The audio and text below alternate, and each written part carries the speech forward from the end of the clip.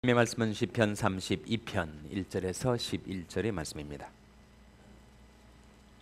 구약성경 823면 시편 32편 1절에서 11절의 말씀을 찾아서 교독하시겠습니다. 구약성경 823면 시편 32편 1절에서 11절의 말씀입니다. 허물이 사함을 얻고 그 죄의 가려움을 받은 자는 복이 있도다. 마음에 간사가 없고 여호와께 정죄를 당치 않은 자는 복이 있도다. 내가 토솔치 아니할 때에 종일 신음함으로 내 뼈가 쇠하였도다.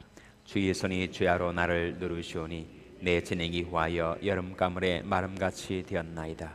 내가 이르기를 내 허물을 여호와께 자복하리라 하고 주께 내 죄를 아뢰고 내 죄악을 숨기지 아니하였더니 곧 주께서 내 죄의 악을 사하셨나이다. 이로 인하여 무릇 경건한 자는 주를 만날 기회를 타서 주께 기도할지라. 진실로 홍수가 범람할지라도 저에게 미치지 못하리이다.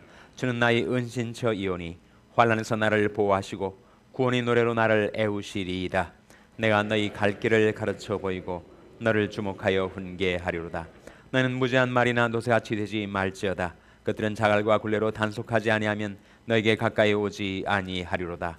악인에게는 많은 슬픔이 있으나 여호와를 신뢰하는 자에게는 인자하심이 도리로다. 다 읽으시겠습니다. 너희 의인들아 여호와를 기뻐하며 즐거워할지어다. 마음이 정직한 너희들아 다 즐거이 외칠지어다. 아멘. 할렐루야. 서로에게 평강의 복을 기원하는 마음으로 샬롬 인사 나누시기 바랍니다. 샬롬. 오늘과 내일로 특별 새벽 기도가 이제 끝나게 되는데요. 오늘 저녁에는 금요 성경 공부나 금요 기도회가 없습니다. 이번 주까지 없고 다음 주부터 다시 시작이 되죠. 그리고 내일은 우리 성가대가 새벽 예배 찬양을 부르게 되겠습니다. 내일까지 추운 날씨지만 하나님 앞에 나와서 마음에 작정하신 대로 하나님께 새해의 기도를 드리시기 바랍니다. 우리가 이번 특별 새벽 기도 기간 동안에 쭉 기도에 대해서 말씀을 배워왔습니다. 너희는 이렇게 기도하라. 여러 신앙의 인물들의 기도를 우리가 배웠는데 오늘 본 말씀은 누구의 기도를 배우게 되는 걸까요? 누구의 기도겠습니까? 1절 앞에 뭐라고 나오죠? 다윗의 마스길. 마스길의 뜻은 뭐라고요? 교훈이란 뜻입니다. 마스길에 번호가 붙어있는 분들은 그 밑에 보시면 교훈 그런 말이 나오죠. 다윗의 교훈, 다윗의 경험 속에서 우러나온 교훈입니다. 다윗은 죄의 깊이를 알았던 자예요. 죄가 얼마나 간교하고 그리고 무거운 짐인지 다윗은 자기 자신이 죄의 깊이와 죄의 무게를 경험했던 사람이었습니다. 그러나 동시에 다윗은 은혜의 깊이, 은혜의 무게를 아는 사람이었죠. 죄가 아무리 깊을지라도 은혜는 더 깊고 죄가 아무리 무거울지라도 은혜는 더 크고 중요한 것을 체험했던, 은혜를 알았던 그래서 우리가 하나님의 은혜로 새해를 시작하게 되었는데 2013년도 새해를 살아가는 동안에 우리가 이 새해의 새로운 마음을 가지고 늘 살 수 있으면 좋으련만 내 마음이 변해가지고 내가 마음으로 하나님을 떠나게 되고 죄를 범하는 일이 아마도 있을 겁니다. 죄성을 지닌 우리 인간, 그 가운데서 특별히 나약한 내가 완벽하게 날마다 의로운 자의 삶을 새해 살 수 있을 것인가? 그렇지 않을 거다. 경험 측상으로도 그렇고 성경적으로도 그럴 수가 없다는 거예요. 이상 그 어느 인생이 완벽하게 나는 의인이다, 나는 죄를 범치 않는다 라고 말할 자가 누가 있겠습니까? 예상컨대 2013년도 새해에도 내가 시험에 들 때가 있을 거고 유혹을 받을 때가 있을 거고 그리고 내 발이 곤경에 빠져들 때가 있을 거고 실족하여 죄를 범할 때가 있을 거란 말입니다. 사실은 성경이 우리에게 그것을 경고해 줍니다. 그런즉 선줄로 생각하는 자는 넘어질까 조심하라. 넘어질 때가 우리에게 온다는 거예요. 오직 각 사람이 시험을 받는 것은 자기 욕심에 끌려 미혹되매니 욕심이 잉태한즉 죄를 낳고 죄가 장성한즉 사망을 낳느니라. 분명히 마귀가 내 안에 넣어주는 그 유혹에 이끌린 내 속에 있는 욕심이 충동질을 해서 나로 하여금 유혹을 따라가다가 걸려 넘어지고 죄를 범하게 될 일이 있을 거란 말입니다. 오늘 하나님의 말씀은, 오늘 다윗의 기도는 우리에게 그러할 때 기억하라, 재기할 수 있는 원리를 기억하라, 회복될 수 있는 진리를 기억하라고 우리에게 일깨워주는 말씀이죠. 여러분. 칠전팔기라는 말이 성경에 나올까요? 안 나올까요? 나옵니까? 확실하세요? 칠전팔기라는 말이 잠언 24장 16절에 보면 의인은 7번 넘어질지라도 다시 일어나려니와, 이게 칠전팔기죠. 7번 넘어질지라도 다시 일어나는 것. 우리가 이 험한 세상을 살아가다가 유혹을 받고 시험에 들고 죄를 범할 때 과당과당 넘어지는데, 넘어지는 것 안타까운 일이죠. 후회만큼한 일입니다. 그러나 그보다 더 중요한 것은 내가 넘어질지라도 다시 일어날 수 있느냐, 재기할 수 있느냐, 회복될 수 있느냐 하는 것이 보다 더 중요한데, 어떻게 넘어졌다가 오뚜기처럼 다시 벌떡벌떡 일어날 수 있을까? 그 원리와 그 자원이 오늘 이 시편 32편에 담겨 있습니다.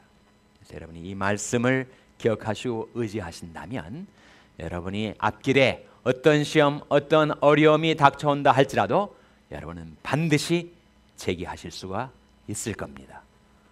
회복의 원리, 재기의 원리를 오늘 본 말씀이 우리에게 일러주고 있는 거예요. 1절 2절 같이 읽겠습니다. 1절 2절 말씀 시작. 허물이 사함을 얻고 그 죄의 가리움을 받은 자는 복이 있도다.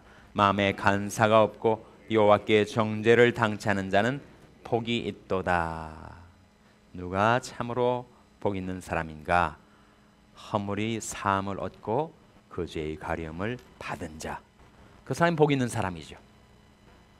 분명히 허물이라는 팩트가 있단 말이에요. 내가 죄를 범했다는 겁니다. 내게 허물이 있다는 거예요.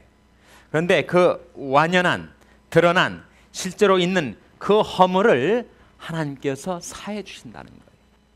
내가 분명히 죄를 범했는데 그 죄를 하나님이 덮어주시고 가리워주시고 지나쳐 주신다는 거예요. 그게 복이죠. 그게 가장 큰 은혜입니다.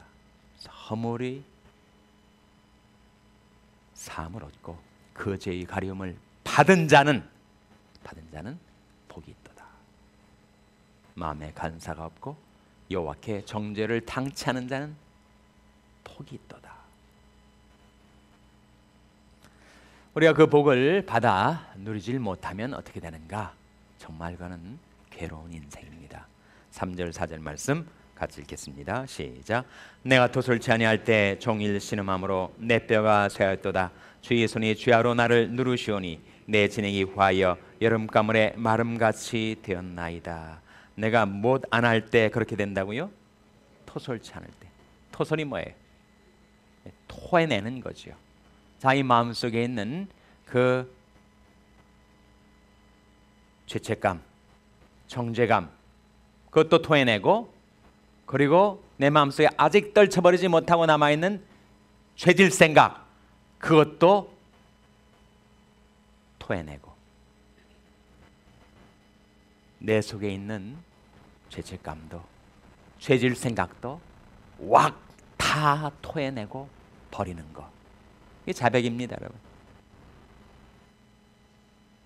자백을 잘못 이해하면 그냥 입술로만 제가 죄를 지었습니다 하고 또다시 그 과거의 죄로 돌아간다면 그건 토설이 아니죠, 여러분.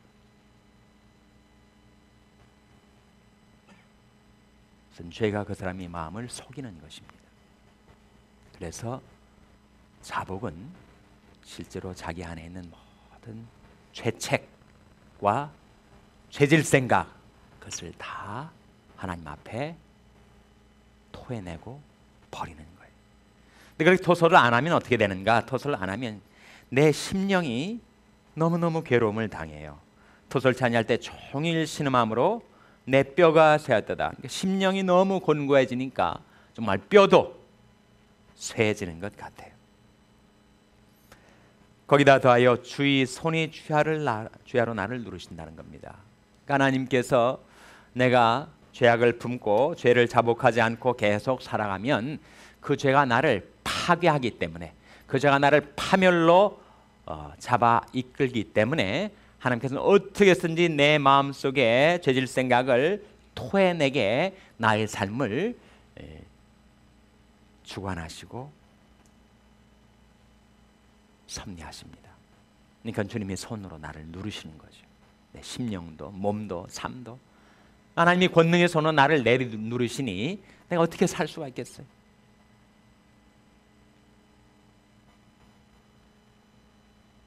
자백을 연기하는 그 괴로움, 그 고통은 경험해 본 사람들이 압니다.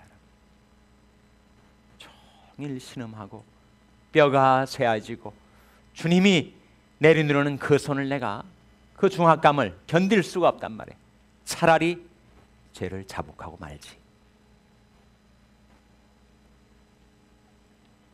만일 그렇지 않다면 내 진액이 화하여 여름가물에 마름같이 된다는 거예요. 그래서 이 다윗의 경험인데 5절 같이 읽겠습니다. 시작. 내가 이르기를 내 어머니를 여호와께 자복하리라 하고 주께 내 죄를 아뢰고 내 죄악을 숨기지 아니하였더니 곧 주께서 내 죄의 악을 사하셨나이다. 이 자백의 원리입니다. 정말 나의 추악하고 더러운 죄악이 머리털보다 많아서 나를 그렇게 송사하고 정죄해 댔는데 순간 자복했더니 순식간에 그 죄악이 다 어디로 사라져 버렸는지. 이 하나님의 은혜입니다. 이 하나님의 사유의 은총을 받은 자의 축복이시오. 그 태산처럼 나를 내리누르던 그 죄의 짐이 언제 어디로 다 사라져 버렸는지 내 심령에는 평강이, 내 육신에는 건강이, 내 삶 속에는 하나님의 축복으로 형통한 삶이 회복되게 되는 길이 어디에 있는가?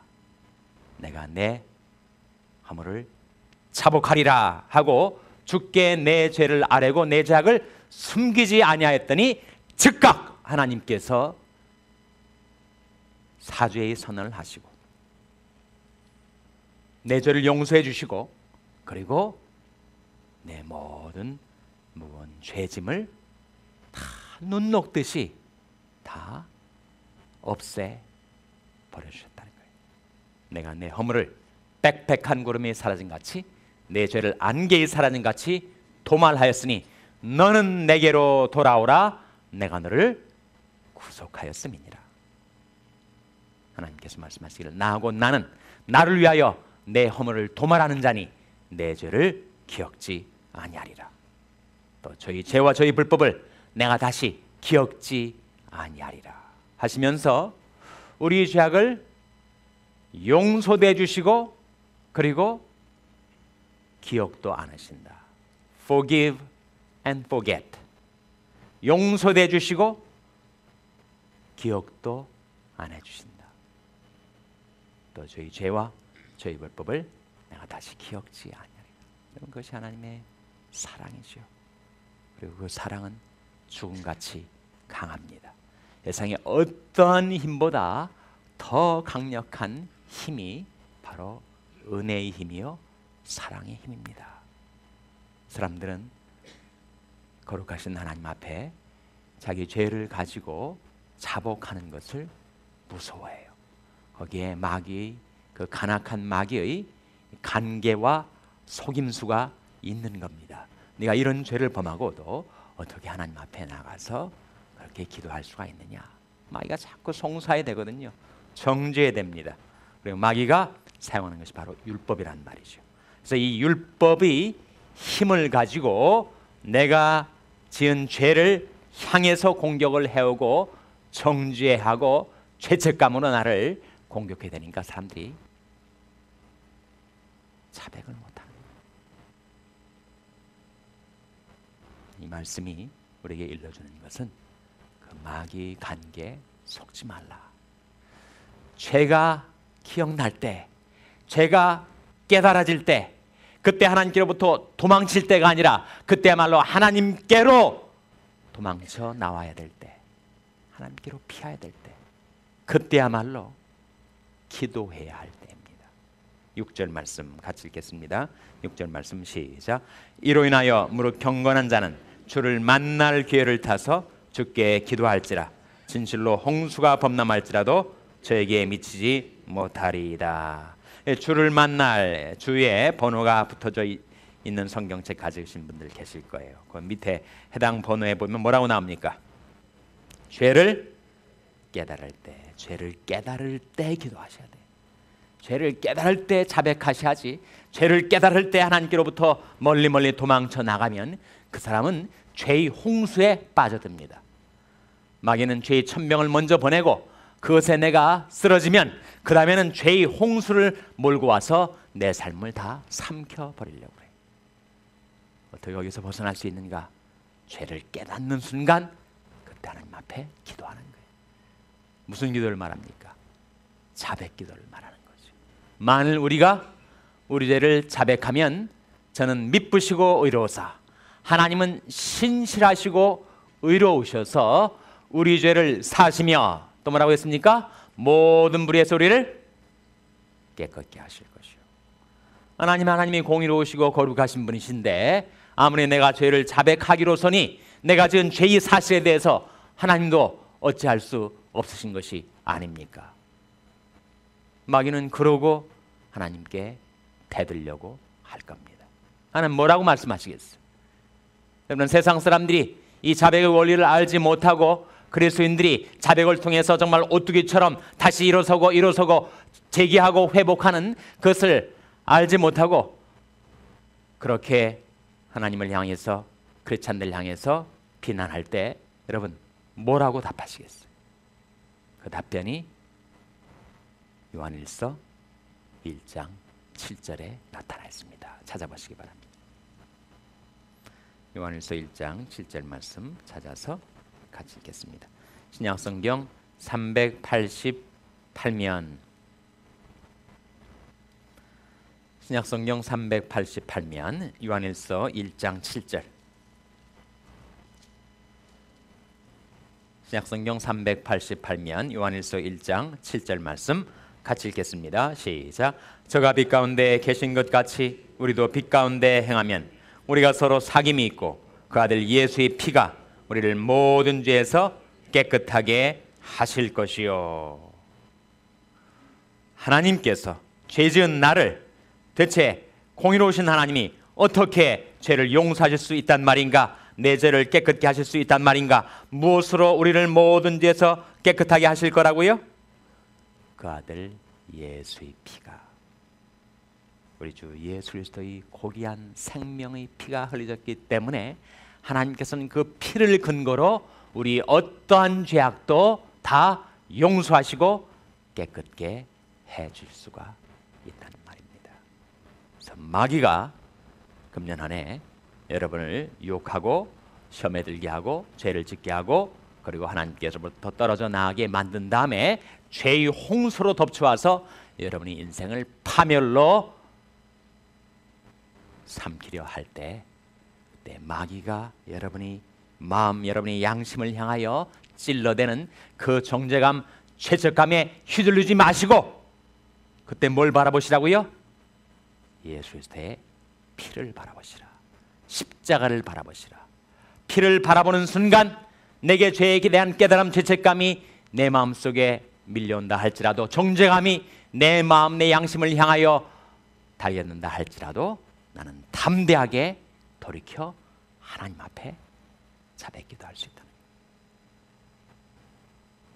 거예요. 마귀의 정죄와 예수님의 법의 피 사이에서 내가 마귀의 정죄에 사로잡혀서 파멸로 끌려갈 것인가, 예수님의 법의 피를 바라보고 의지하여 하나님께로 회개하고 잡아갈 것인가. 만일 그럴 수만 있다면 우리는 금년 안에 내가 내 발이 시험에 걸려 넘어진 일이 있다 할지라도 다시 재기할 수 있고, 그리고 다시 회복될 수 있고, 하나님께서는 저와 여러분, 우리 영혼, 우리 심령, 우리 인격, 우리 삶, 예수님이 십자가의 보배 피로 우리를 깨끗하게 씻어주시고 용서해 주시고 회복시켜 주시기를 주님의 이름으로 축원합니다. 기도하시겠습니다. 오늘 말씀을 기억하며 하나님,